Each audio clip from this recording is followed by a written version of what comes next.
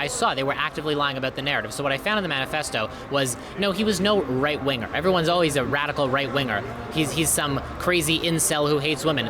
That part's a little bit true, but you know who he also hates? He hates men. He hates all of humanity. He was a deeply resentful person, deeply, deeply resentful, who hated all of humanity. And yes, turns out he was a radical, revolutionary communist. C'est pas nouveau, on voit ça un peu partout dans le monde. Malheureusement, dans les médias, il y a beaucoup de choses qui ne sont pas exactement très transparentes. Et il y a beaucoup plus d'antisémitisme que ce qu'on pense. Alexa Lavoie pour Rebel News et je me trouve actuellement à l'endroit exact où la fusillade de Montréal a eu lieu lundi dernier. Un révolutionnaire marxiste venu de l'Alberta a décidé de mettre sa vision du monde en pratique. Il a quitté sa ville natale pour se rendre à Montréal afin de cibler ce qui semble avoir été le siège social d'Halo, la société propriétaire de Pornhub.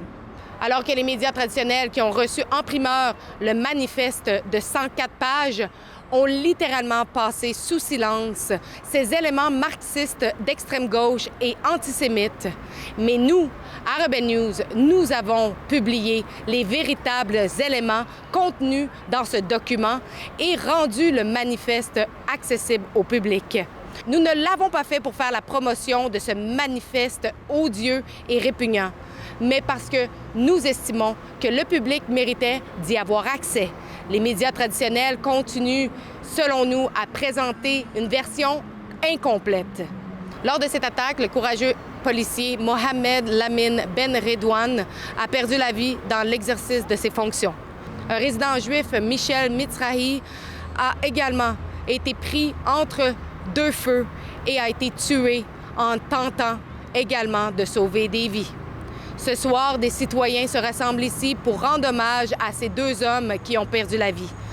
Deux campagnes GoFundMe ont été également mises sur pied afin de soutenir les familles des victimes. Ce soir, nous sommes sur place pour couvrir cette veillée commémorative et donner la parole aux personnes venues leur rendre hommage.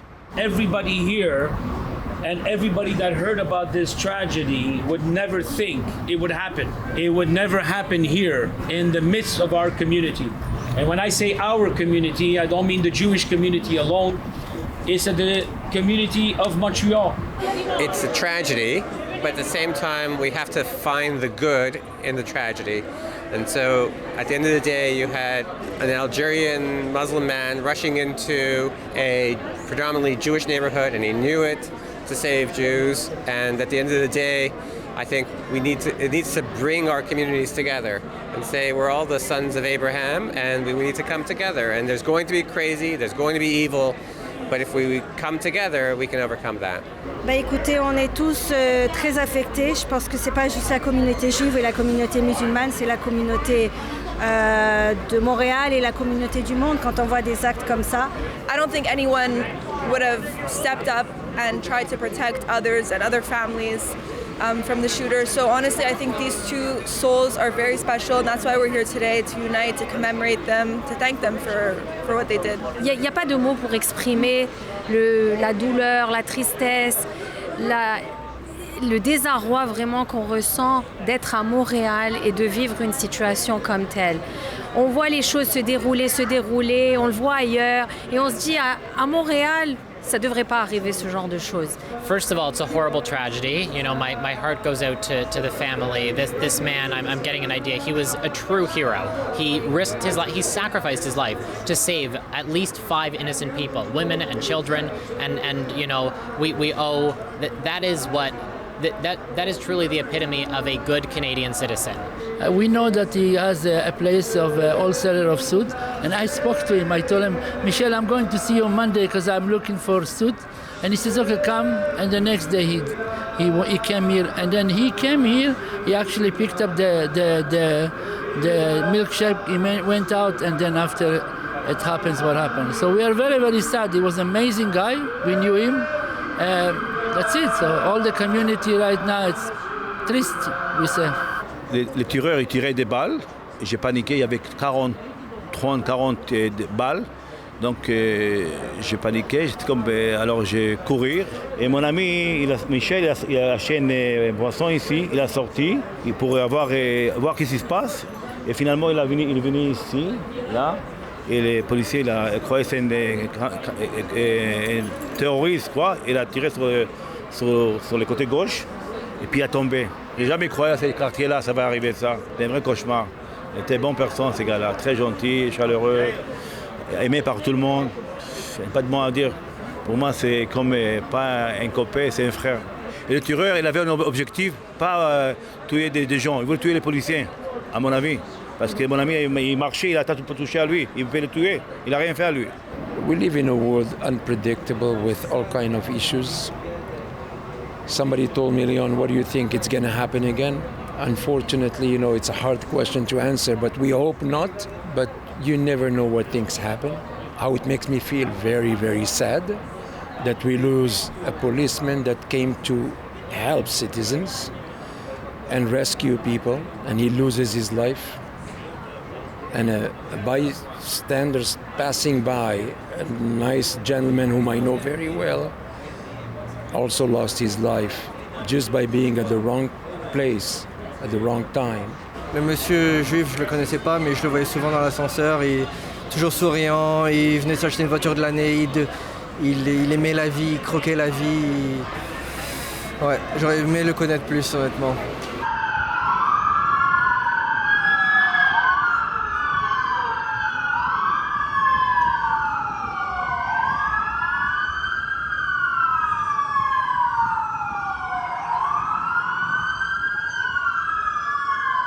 Qu'est-ce que vous pensez de la couverture médiatique?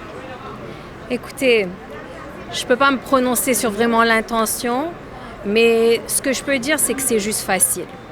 C'est facile d'omettre, c'est facile de se concentrer sur un point qui est plus politique, disons, plus facile à avaler. En bout de ligne, le manifeste, il parle pour lui-même.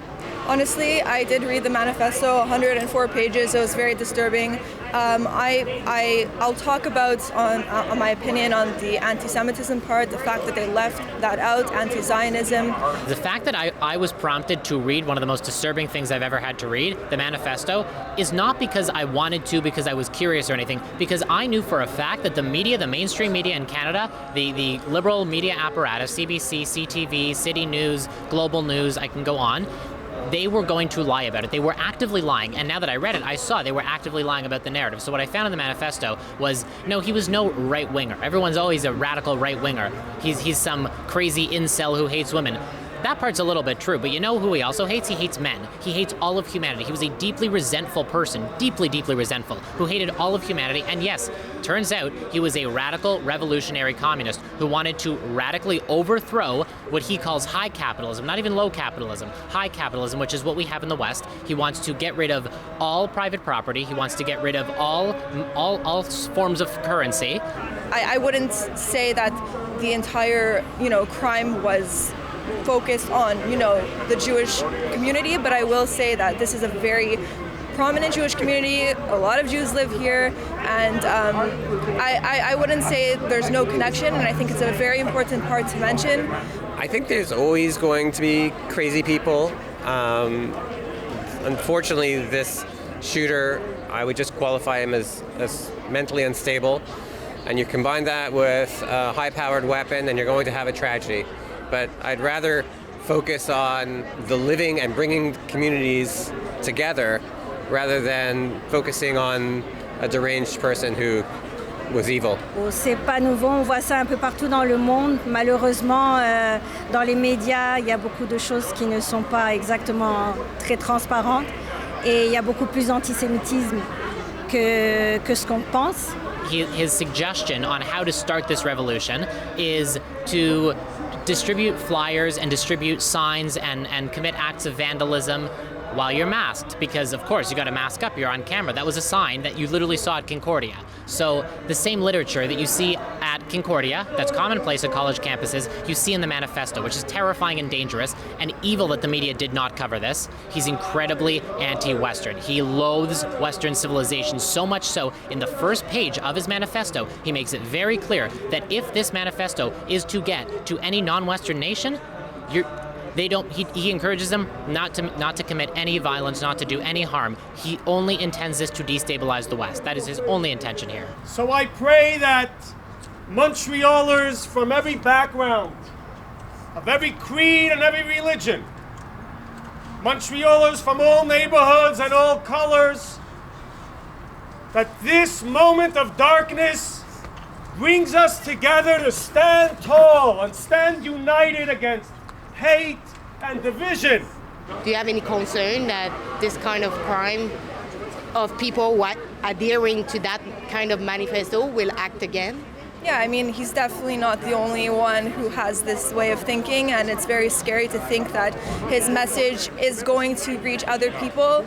He ended his manifesto saying, kill them all. He gave people exactly ways in which to do these acts of terror and murder, and yeah, it's very concerning, and it definitely could happen again.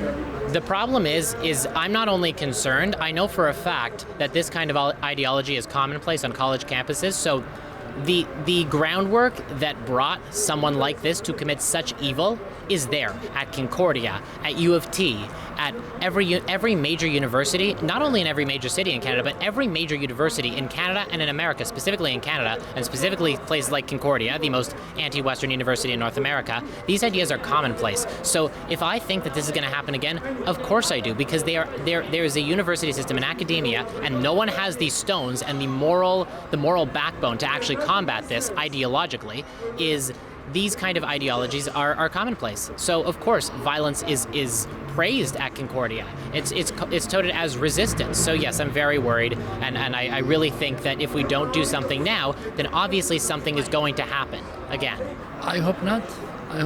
I'm not sure, but there is a grow up of anti-Semitism in our community, and I hope it's going to stop. We, all the Jewish community here, in a way, they are worried that it might happen again. I hope not. I'm very safe. I love Quebec. I'm 44 years in Quebec, and I consider Quebec as home, and I have no reason to worry. But my kids, I should worry about my kids, but I love Quebec. Est-ce que vous pensez que la police est prête à faire face à peut-être d'autres attaques comme ça?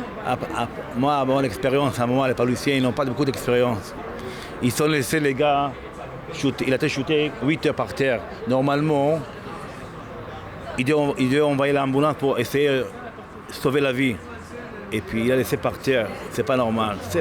Normalement, avant, il faut sauver la vie des personnes. Après, la police, fermer les lieux et tout.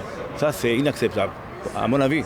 In Canada, no. It's because the upper echelon, not the day-to-day police officer. The day-to-day police officer, the average police officer, is dedicating their life. We owe them our life. They are risking their lives every single day to uphold the law. It is the upper echelon. It is the leadership that control what the police does, what the military does, what the RCMP does. It is the leadership that is responsible for this, and their neglect to actually deal with the issues on the ground. Faire face, je pense qu'ils n'ont pas eu le choix devant un fait accompli. Là maintenant, il faut voir est-ce que des actes plus importants vont être posés. Il faudra voir. I hope so. As a citizen, I really hope so that the police is there to protect us and to protect everybody. This is their job, and I'm sure they're doing the best. I mean, that's what they've done here. They lost one of their own. And it's a tough one to lose one of their own. It's like I was standing there for 5 minutes looking at the picture and crying in my heart. He leaves behind a pregnant woman with a kid, and we were very happy to do whatever we could do in his GoFundMe, which I encourage everybody to go and donate so we can help this pregnant woman, the wife, and the kid. Whatever help we can give, but bring him back. He will not come back, unfortunately. That kid will be raised with no father. Nous recevons aucun argent du gouvernement. Donc, si vous voulez soutenir notre journalisme indépendant, vous pouvez le faire à rebelfieldreports.com. Merci en avance de soutenir notre journalisme et également merci de vous abonner à notre chaîne YouTube.